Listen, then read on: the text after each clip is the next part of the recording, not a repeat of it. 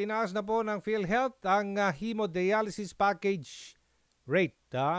Nasa linya na po si Sir Ray Balenya ng PhilHealth. Sir Ray, magandang umaga. Magandang umaga, Sir Aljo, at syempre kay Kong Erwin at sa inyong mga taga-subaybay po. Hingi lang kami ng update dito po sa hemodialysis package Mm. po.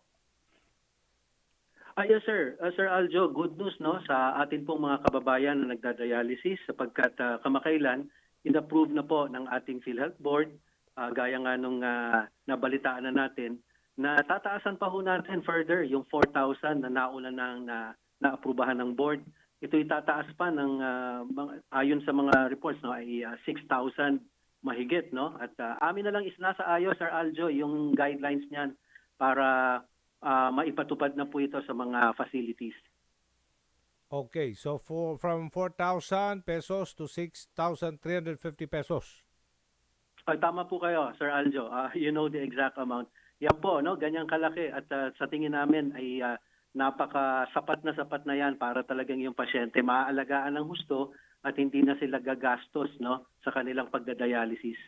Okay, may expected period ba ito na ma-implement dahil marami pong excited na ating mga kababayan?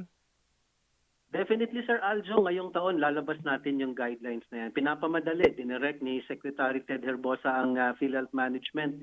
Ilabas na no, yung guidelines na yan in the form of a circular. So makakaasa tayo sa mga susunod na mga araw ay lalabas na yung guidelines na ito. Ito naman pong planong in-scrap na ng PhilHealth ang single period of confinement policy. Tama ho ba? Wala nang ganon? Opo.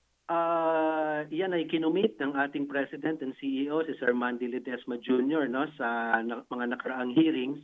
At makakaasa yung atin pong mga miyembro no, na itong policy na ito ay aamyendahan po natin. Ito'y sa kapakanan po, lalo na ng mga pasyente na talagang kinakailangan naman talaga dahil gawa ng kanilang sakit na paulit-ulit, nagre-recur, sila po mamamalagi na covered ng PhilHealth. Okay. Bukod sa hemodialysis, may iba pa kayong mga benepisyong nilakihan na rin, gaya nitong breast cancer? Oo. Ngayong taon, Sir Aljo, ay nakatakda natin na ilabas yung atin pong pinagbuting Z-benefit package no, para sa prostate cancer at cervical cancer sa mga kababaihan. At atin din pong aayusin yung ating Z-benefit para dun sa mga kababayan nating magpapa-kidney transplantation. Sa kasalukuyan, 600,000 ang sinasagot natin dyan.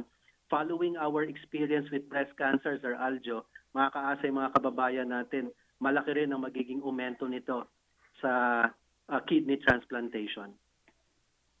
Okay. Maraming salamat po, Sir Ray.